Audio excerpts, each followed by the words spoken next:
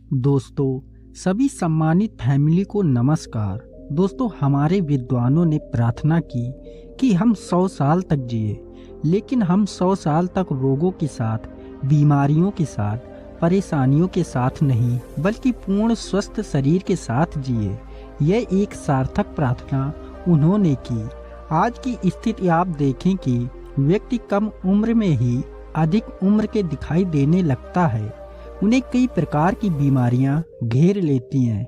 वह अपने शारीरिक ऊर्जा की क्षमताओं को कम उम्र में ही खोने लगते हैं। व्यक्ति कम उम्र में ही अधिक उम्र के दिखाई देने शुरू हो जाते हैं। शरीर को तमाम प्रकार की बीमारियां घेर लेती हैं और वह अपने शारीरिक ऊर्जा को खोने लगते हैं। तो दोस्तों, आज का सवाल यह है कि आखिर ऐसा क्यों हो रहा है। तो दोस्तों, आज मैं आपको यह कह देना चाहता हूँ कि आपको किसी भी प्रकार के आहार के बारे में नहीं बताऊंगा, बल्कि आपको एक काम करना है। आपको सिर्फ अपने जीवन शैली में कुछ सुधार लाने हैं। इस विषय को आज हम समझेंगे। आपको यहाँ पर कोई आहार नहीं लेना है, कोई औषधि नहीं लेना है। केवल अपने जीवन शैली में बदलाव और कुछ महत्वपूर्ण नियमों का ध्यान रखना है। इन नियमों का पालन करके आज भी भारत और जापान के कुछ साधु संत आज भी 100 साल आराम से बिना किसी बीमारी के, बिना किसी परेशानी के जी लेते हैं। उनकी उम्र लंबी हो जाती है और यह कुछ नियम निश्चित रूप से आप में भी लागू होते हैं और आप भी खुद को लंबे समय तक नौजवान और लंबी आयु के बना सकेंगे। और 1 महीने का पालन में ही आपको इनके विशेष लाभ दिखाई देंगे। तो आगे बढ़ते हैं और समझते हैं। पहला विषय है कि अगर आप कुछ शारीरिक नियमों का धारण करते हैं और जीवन शैली में बदलाव लाते हैं तो यह पर्याप्त नहीं होगा। आपको ध्यान देना होगा आपकी मानसिक स्थिति के विषय में।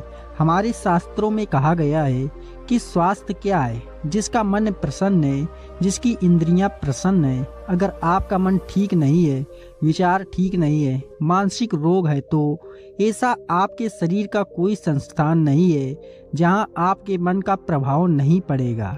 इसके कारण आप अपनी रोग प्रतिरोधक क्षमताओं को खोने लगेंगे।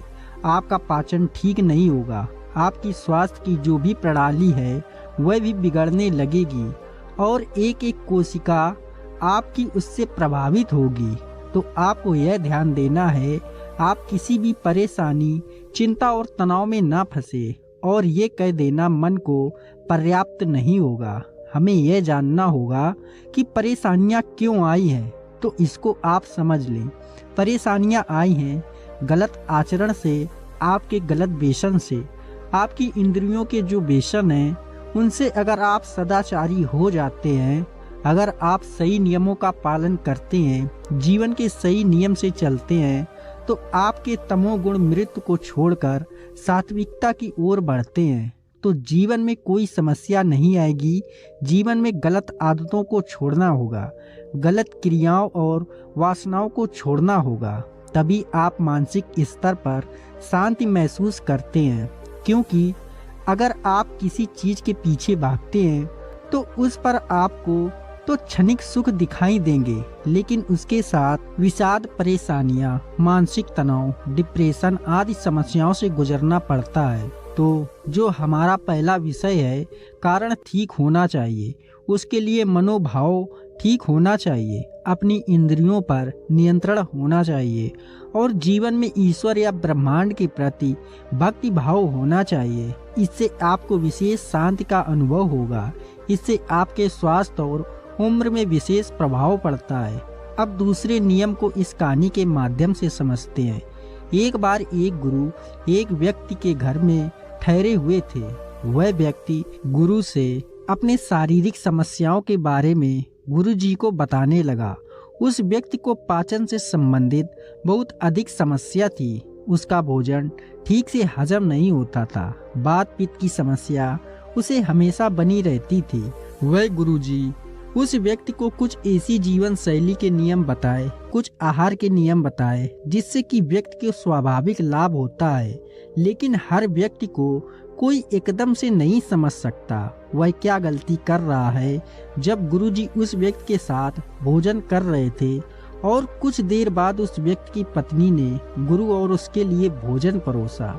गुरु और वह व्यक्ति एक साथ भोजन करने लगे। जब दोनों भोजन करके उठे तब भोजन के बाद उस व्यक्ति ने ठंडा जल मंगाया और ठंडा जल को उसने पूरे मन भर के पी लिया, क्योंकि जब हम भोजन करके उठते हैं तब हमें बहुत जोर से पानी की प्यास की इच्छा होती है और ऐसा उसके साथ भी हुआ। उसने भी खाना खाने के बाद पूरी तरह से मन भर पानी पी लिया। यह सारी चीज वह गुरुजी देख रहे थे। तब पानी पीते वक्त गुरुजी ने उस व्यक्ति से कुछ नहीं कहा। उसके बाद गुरुजी ने उस व्यक्ति से कहा, ये तुमने क्या किया?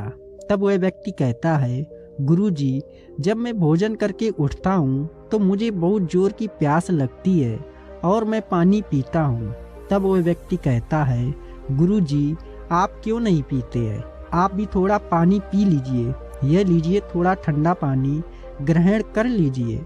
तब फिर गुरु मुस्कुराते हैं और उस व्यक्ति से कहते हैं, नहीं बेटा, तुमने पानी नहीं पिया बल्कि तुमने जहर को पिया है।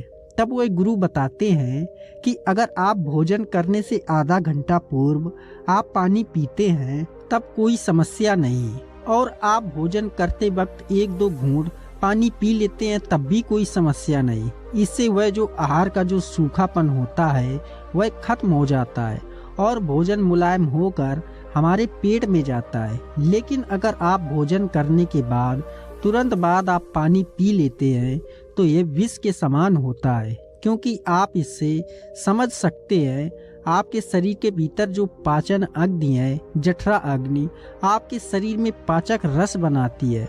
उस अग्नि पर आपने पानी डाल दिया। आप बाहर भी देखिए, अग्नि जल रही है, आप भोजन पका रहे हैं, चूल्हा जलाए हैं, आप एकदम से पानी डाल देंगे तो वह अग्नि बुझ जाएगी। इसी प्रकार हमारे पेट में भी भोजन करते समय जठरा अग्नि जल रही होती है, जो कि हमारे भोजन को पचाकर उसमें से पौष्टिक तत्व ले रहे होते हैं। और उस पर अगर आप ठंडा पानी पी रहे हैं तो यह सबसे बड़ा हानिकारक हो सकता है।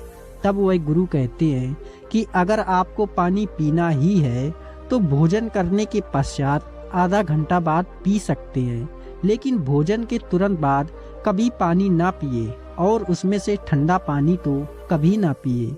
उस व्यक्ति को गुरुदेव की यह बात समझ आई। उसने उस नियम का पालन किया और उसे कुछ ही समय में जो उसे समस्या आ रही थी उसमें उसे विशेष लाभ प्राप्त हुआ। यहाँ पर आप दो चीज हमेशा आप ध्यान में रखें कि आपको भोजन के तुरंत बाद पानी नहीं पीना है और ठंडा पानी तो बिल्कुल भी नहीं पीना है। अब कितनी देर बाद हम पानी पी सकते हैं? तो भोजन के लगभग आधा या 1 घंटे बाद आप पानी बेशक पिए।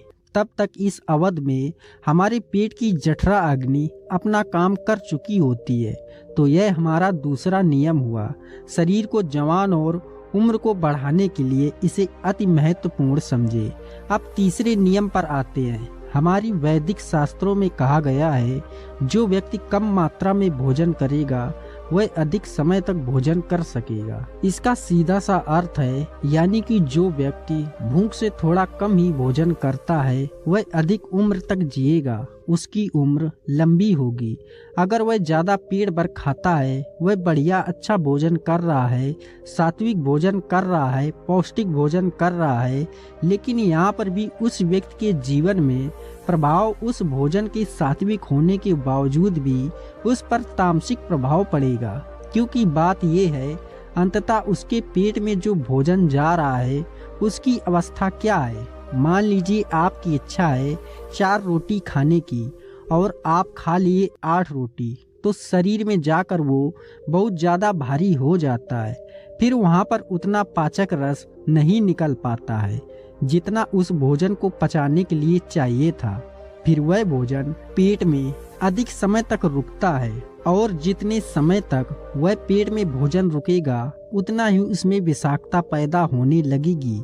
वह भोजन सड़ना शुरू कर देगा और उस पेट में सड़न से शरीर में विषाक्तता पैदा होती है। अगर आपके शरीर में थोड़ी सी भी विषाक्तता पैदा होती है तो यह आपके शरीर के लिए बहुत ही हानिकारक हो जाता है।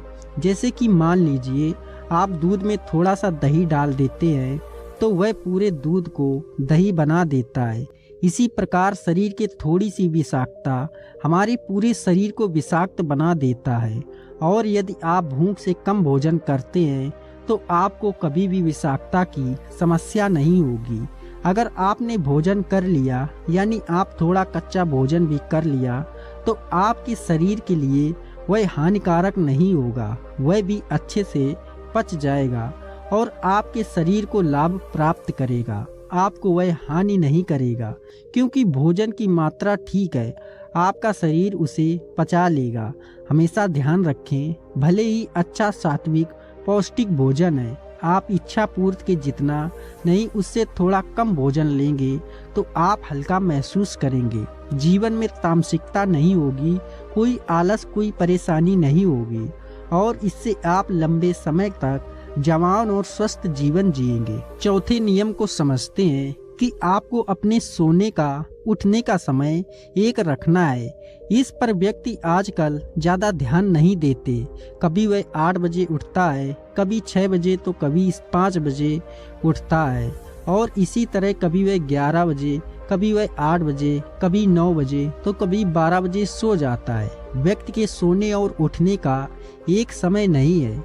यह आचरण हमारी जवानी को कम करने में और उम्र को घटाने में बहुत ज़्यादा असर करता है।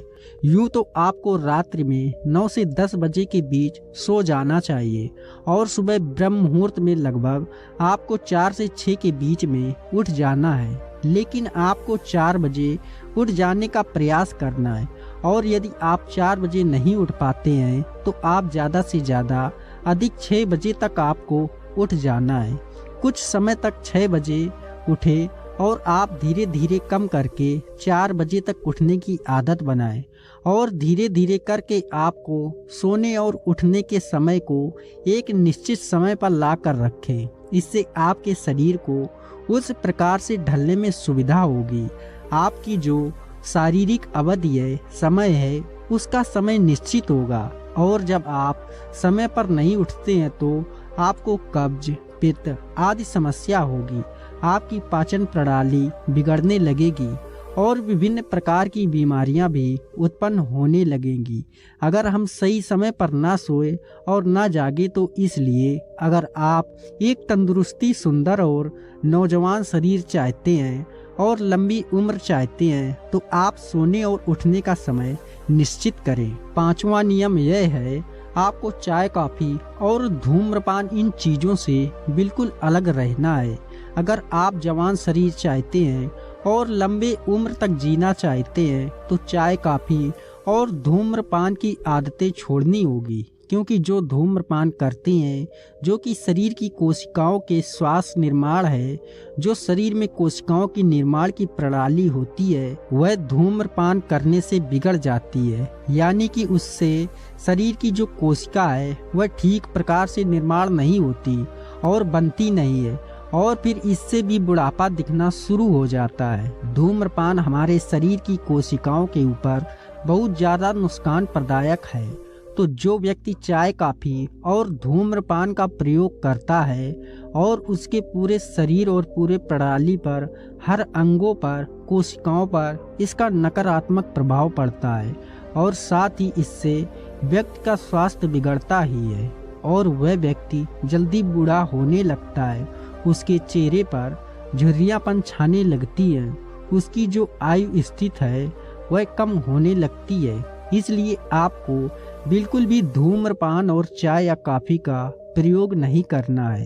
साथ ही साथ आपको यह जानना है कि चाय, कॉफी और वह भी सुबह सुबह सेवन करना यह व्यक्ति के शरीर के साथ इतना नुकसान पहुंचाता है। व्यक्ति सुबह उठते हैं, वे कोई चीज ग्रहण नहीं करते, पानी भी नहीं पीते, ऊपर से चाय काफ़ी शुरू कर देते हैं। यह बहुत हानिकारक होता है।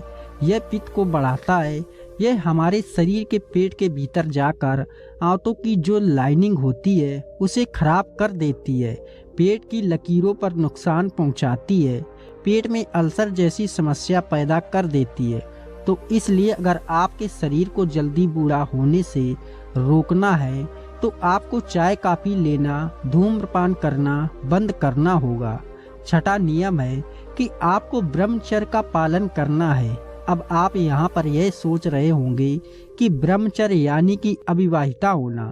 यहाँ पर ब्रह्मचर्य का मतलब यह नहीं है कि सिर्फ अविवाहित होना। यहाँ पर इसका अर्थ है कि ब्रह्मचर्य इसका मतलब ब्रह्म का आचरण। हम ब्रह्मचर्य से अपने विचारों को शुद्धिकरण करते हैं। जो व्यक्ति ब्रह्मचर्य का पालन करता है उसके विचारों में शुद्धिकरण होता है। अपने विचारों पर और भावों पर उसका नियंत्रण होता है। वो साधना करता है और यह आप अपने स्पर्म को अहमियत देते हैं, उसे यूं ही नहीं खराब करते हैं। और दोस्तों, शास्त्रों में यह भी कहा गया है कि वीर में इतनी ताकत है कि वह व्यक्ति को अमर भी बना सकता है। तो दोस्तों, यह थे 6 नियम। अगर आप इनका सही से पालन करते हैं तो आप कभी बूढ़े नहीं होंगे। आपकी उम्र सामान्य से अधिक हो जाएगी और आपको किसी भी बीमारी से परेशान नहीं होना पड़ेगा। तो दोस्तों, आशा करते हैं कि आपको इस वीडियो से ज्ञानवर्धक सीख मिली होगी। इसी के साथ हमें विदा दीजिएगा दोस्तों। मिलते हैं किसी दूसरी एक और ज्ञानवर्धक वीडियो में। तब तक के लिए अपना और अपनों का ख्याल रखें। नमस्कार, धन्यवाद।